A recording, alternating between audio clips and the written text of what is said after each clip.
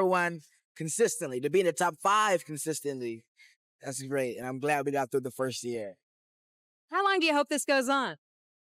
For a long time. As I remind myself that no matter what's going on, there's always a reason to smile. Malcolm-Jamal Warner knew better. This is a brilliant, highly intelligent man. I'm sure in his entire lifetime, he's been on millions of vacations. Okay, on a beach in the Caribbean, tropical islands. This is a highly intelligent brother. And yes, he may be an excellent swimmer, but he knew better. We as Black community, we are not a monolith. There's always this term, the Black community. The Black community is not just one community. There are all of these different facets. Right. And, I always find, because I'm talking to Black people, in all different lanes. Mm-hmm. And, there is a perspective that, again, going back to all of the valid excuses that are available, there are some of us who hold on to those excuses and do use those excuses as barriers. I do think at times that at times it's a bit disingenuous to tell Black people to pull yourself up by your bootstraps. We've just learned some shocking, heartbreaking new details about the sudden death of Malcolm-Jamal Warner. Yes, Theo Huxtable himself from The Cosby Show. For so many of us, he was part of our childhood. And unlike so many former child stars, Malcolm didn't crash and burn when the cameras stopped rolling. There were no wild meltdowns, no arrests, no desperate reality TV stunts. He wasn't out here chasing clout. And when he walked away from Hollywood, it was on his own terms, without selling out. And now, just like that, he's gone. Reports claim Malcolm drowned during a family trip to Costa Rica. Allegedly, a rip current dragged him out to sea, and another man nearly died in the exact same incident. But here's the thing. Something about this doesn't add up.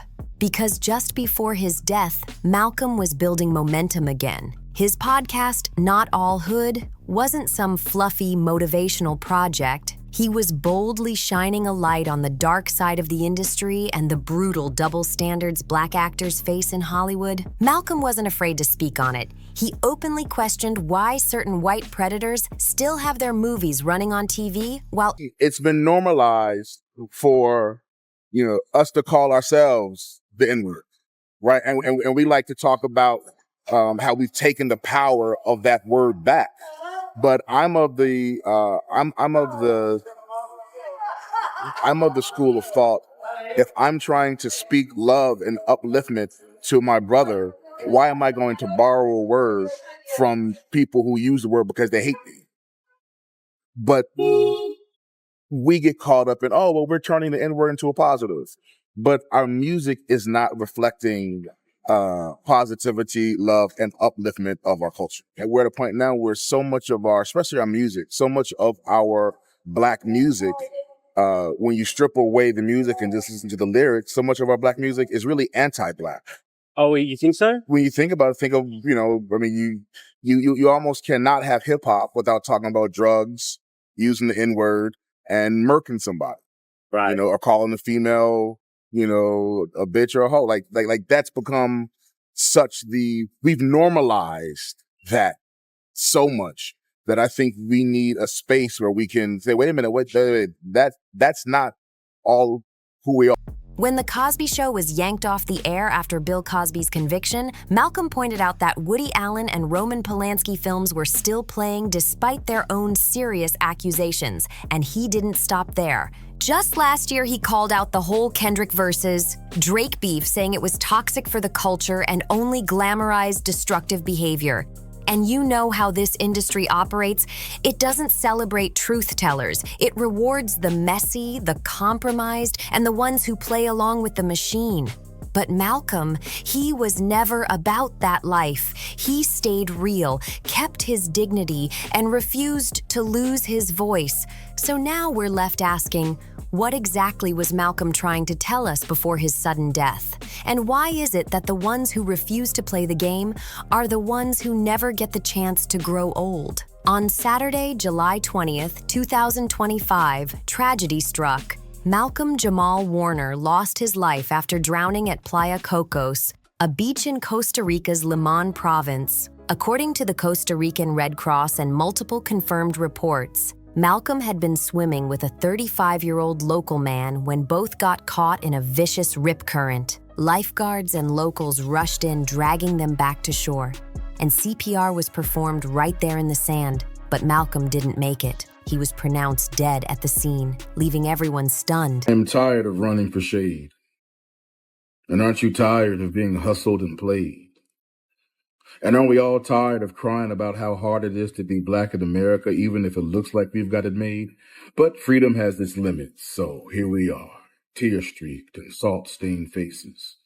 Traces of trauma and pain lace our DNA like our black pride is cut and laced with self-hate, and we still think it's dope. Just like the music we're programmed to celebrate. The other man was rushed to the hospital and is said to be in critical condition. Meanwhile, Malcolm's body was transferred to Costa Rica's forensic medicine unit in San Joaquin de Flores for an autopsy. Officials declared the cause of death as asphyxia due to submersion, in other words, a standard drowning, and quickly ruled it an accident, saying there was no sign of foul play. And the reason for the title is combating the narrative of Black life or Black culture that the media focuses on. And, that we're all one thing. Yeah. And the whole concept is, we're not all hood.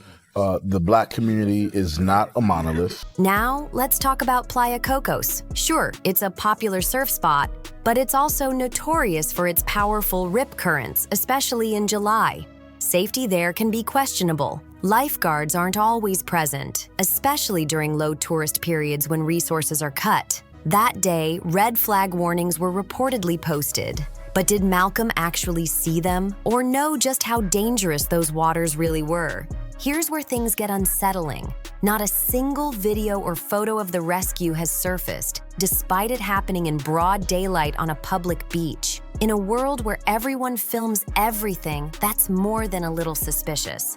And then comes the oddest detail yet. A short clip has suddenly resurfaced, reportedly showing Malcolm walking along the beach shortly before his death. But nobody seems to know who recorded it or why it even exists. Then there's the strange silence surrounding the second man who was in the water with Malcolm. His identity still hasn't been revealed, and not a single update has been given about his condition since the very first report. Authorities say an autopsy was performed on Malcolm, ruling his death accidental. But here's the catch.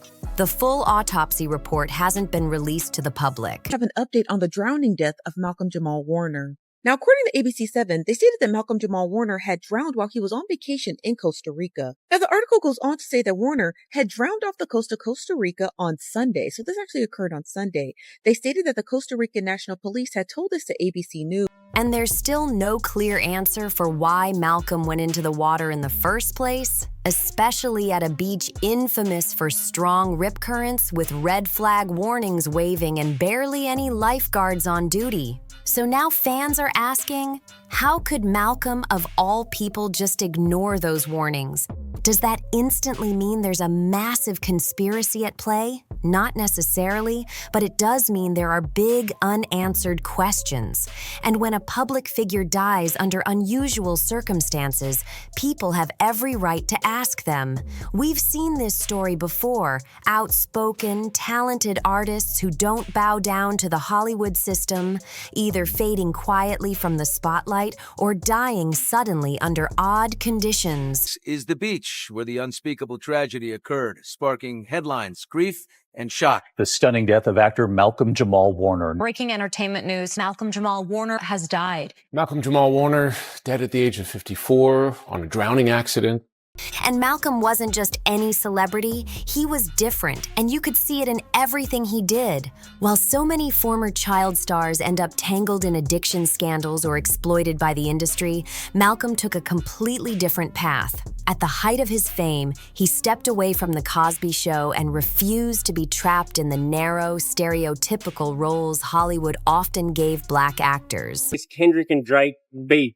which, you know, they talk about how much they hate each other and give all these references to violence and that sort of stuff. Yeah. Do you think, even though we enjoy those songs and they're bops, do you think that has a detrimental impact upon the culture ultimately? Ultimately, yes. He wasn't chasing clout or trying to stay relevant with cheap publicity stunts. Instead, he was chasing truth, education, and full control over his creativity. That kind of independence, you almost never see it in Hollywood, especially from someone who started out as a kid in the spotlight. That's it. My proudest achievement is being able to have a post-Cosby life and a post-Cosby career and still have my head on as straight as possible. Malcolm wasn't just an actor, he was a fearless truth teller. He spoke openly about Hollywood's racism, hypocrisy, and the ugly way the industry shields predators while punishing the ones brave enough to call them out. He didn't sugarcoat it. In interviews and on his Not All Hood podcast, Malcolm repeatedly exposed the double standards around race and power that keep the entertainment world running. Take this example. When the Cosby Show reruns were pulled after Bill Cosby's conviction, Malcolm didn't stay quiet. He told it straight. Ambulances were reportedly sent to the scene and attended to 2 adult male patients. One of the patients was Warner, who was ultimately declared dead at the scene after receiving CPR. The other patient was taken to a local clinic in critical condition. While Cosby's work vanished overnight, white men like Woody Allen and Roman Polanski still get their movies aired and their names praised despite disturbing allegations. He even mentioned Stephen Collins, pointing out, "It's very clear the crimes they've committed, but no one is calling for Woody's movies to be pulled off the air." And Malcolm didn't just talk, he lived it. He refused roles that fed harmful stereotypes or forced him to compromise his values. Instead, he threw himself into socially conscious projects, producing and starring in plays, films, and documentaries about Black history, systemic inequality, and the fight for justice. In 2021, he penned a blistering op-ed for the Television Academy, accusing white executives, writers, producers, and directors of being the ultimate gatekeepers of Black images on TV. He wrote that even during those rare moments when the gate hinges loosen and Black creatives are allowed a little input, the stereotypes still persist, even if the characters are dressed up with fancy jobs or higher social status. While so many celebs cling to messy tabloid headlines to stay relevant, Malcolm built his own platform with Not All Hood, a space for raw, unfiltered conversations about race, media, and culture. And he didn't stop there. He called out misogyny and toxic masculinity in hip-hop, pushing instead for healing and accountability in the community. So much of our Black music, when you strip away the music and just listen to the lyrics, so much of our Black music is really anti-Black. During last year's viral Kendrick versus Drake feud, Malcolm didn't mince words. He slammed how the culture only seems to get a spotlight when it's broadcasting negativity. Talking about the Kendrick versus Drake beef, Malcolm didn't hold back. He called out how their back and forth was loaded with violent references and negativity. And he questioned whether, even if the beats were fire and the tracks were catchy, this kind of energy was ultimately poisoning the culture. And for him, the answer was simple: yes, it was. See, Malcolm's refusal to sell out, stay silent, or bow to Hollywood's unspoken rules made him a rare breed. This is an industry that chews up and sidelines anyone who won't play along, but Malcolm never broke. For decades, he kept his dignity intact while speaking truth. And that's exactly why he never got the recognition he truly deserved while he was still here. So even if his death was just a tragic accident, it still sparks real questions about how Hollywood treats the ones who push back against its grip. And now that he's gone, the same industry that often ignored him is suddenly rushing to shower him with praise and talk about how much he meant for the culture. Bill Cosby was one of the first to react. Through his rep, Andrew Wyatt, Cosby told TMZ that hearing about Malcolm's death took him back to 1997, when he learned his own son Ennis had been shot and killed during a robbery. He remembered how he and Malcolm used to play together when Malcolm was young, adding that their bond was something special, Raven Simonet, who played Olivia Kendall on The Cosby Show, posted an Instagram reel with the words, "I love you," along with audio of her speaking on Malcolm's passing. Meanwhile, Karen Molina White, who played Charmaine Brown on The Cosby Show and dated Malcolm for 7 years, shared a throwback photo of the two of them, writing, "What a profound karmic relationship, my friend. Thank you. Until we meet again. Love you always in all ways. My deepest condolences to Pam Warner, his wife, and daughter." In my room, Suzanne. Are you all right, Theo? Oh, yeah, sure, yes. Gary Leroy Gray, who played Nelson Thibodeau in the show's final season, posted his own tribute on Instagram, saying, "You were mythical. A black boy didn't have much to look up to coming up in my era. Even ones we thought were idols turned out to be cold-dressed in chrome. You were the real deal, one of the good ones, as cliche as that sounds these days." Chris and Clayton Griggs, who played a younger Nelson Thibodeau, also shared a recent photo from a meetup with Malcolm, writing, "Still trying to process that you're gone in the physical. Brother Malcolm-Jamal Warner was so much more than a legend to us. He was family, a true friend, a mentor, and a constant source of inspiration. And fans? They're feeling this loss on a completely different level. Many say it doesn't feel like any other celebrity passing. Because Malcolm wasn't just a star, he was part of their lives. His role as Theo wasn't just a character, it felt like family. As one fan put it, this feels like America's brother passed away. Rest in power, Malcolm. Always our Theo." If you felt this story, make sure you like, share, drop your thoughts in the comments, and subscribe to TeaWatch so you never miss the truth behind Hollywood's most talked about moments. Your support helps us keep digging, keep asking the hard questions, and keep bringing you the stories they'd rather you didn't hear. Thanks for watching.